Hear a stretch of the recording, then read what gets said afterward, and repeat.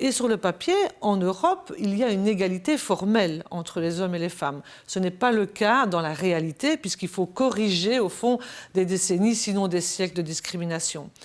C'est différent en Afrique, puisque en Afrique, notamment dans le Maghreb, vous n'avez pas de séparation réelle entre le pouvoir politique et le pouvoir religieux, ce qui est à l'origine, au fond, qu'on soit dans un pays à tendance chrétienne ou islamique, musulmane, il y a, au fond, toujours un lien entre la condition des femmes et le rapport à la religion.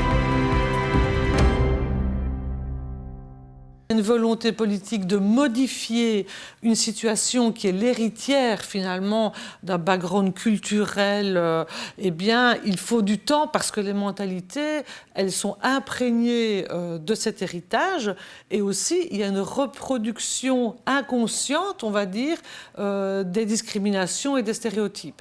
Donc c'est vrai que pour finalement arriver à une égalité réelle, donc c'est le cas en Europe aussi, eh bien il faut faire un travail parallèle sur les mentalités et surtout aussi il faut faire échec à ce qui se remarque dans tous les pays où on lutte contre l'inégalité entre les hommes et les femmes, c'est-à-dire que dès qu'il y a des avancées, il y a ce qu'on appelle un backlash, c'est-à-dire qu'il y a une partie de la population qui est contre ces avancées et qui donc met en place des procédés, des procédures pour revenir sur ces acquis.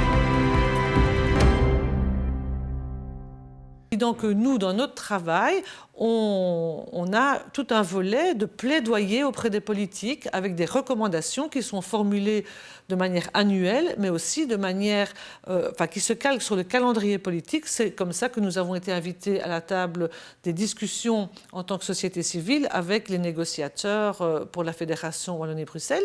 Et je dois dire que les recommandations en ce qui concerne les violences envers les femmes ont été quasiment toutes adoptées. Cela dit, pour terminer sur ce sujet, ce qu'il faut quand même prendre en compte, c'est que les violences envers les femmes, elles ont un coût. Elles ont un coût énorme pour la société, non seulement un coût humain, bien entendu, pour les femmes, les enfants et tout l'entourage, mais aussi un coût budgétaire, puisque rien que dans le monde du travail, les violences envers les femmes engendrent un déficit de près de 300 millions d'euros par an.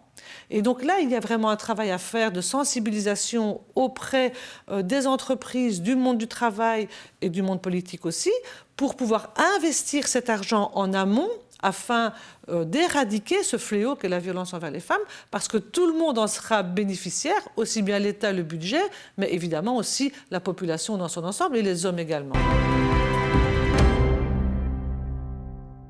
Comme vous le dites très justement, à la fois une guerre expansionniste, on va dire, liée aux échanges commerciaux, et en même temps une guerre idéologique. Et la résistance des Marocains, elle se fait de manière, et je crois que l'exposition le montre bien, le livre aussi, très fine et très subtile, mais sans pour autant se laisser déborder. Donc, on peut dire que c'est encore le cas aujourd'hui, finalement. Le Maroc a quand même une place assez à part dans les relations avec le continent européen, où il y a à la fois des espaces de compréhension et en même temps une volonté de pouvoir rester autonome et de défendre sa propre identité. Donc je pense que ça, c'est vraiment un élément qui apparaît dans cet ouvrage.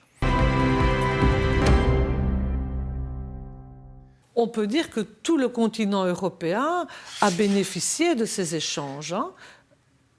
Et donc, je crois que c'est aussi un des atouts de cette exposition et de cet ouvrage, c'est précisément de nous ouvrir à cette dimension-là. C'est-à-dire qu'on envisage souvent les relations entre le Maroc et l'Europe de manière univoque, dans un seul sens. Ce n'est pas du tout le cas. L'imaginaire européen est depuis le XVIIIe siècle marqué par le Maroc. Et ça nourrit aussi non seulement la littérature, mais bien entendu la peinture. C'est toute cette vague orientaliste qui va amener alors ensuite vraiment des intellectuels, des écrivains européens à s'installer au Maroc, et principalement à Tanger, oui. Et aujourd'hui, on voit qu'il y a une revivification de ces liens et une volonté de les mettre en évidence. Et c'est vraiment une très bonne chose parce que ça peut aussi avoir une influence sur la population d'origine maghrébine et marocaine en Europe.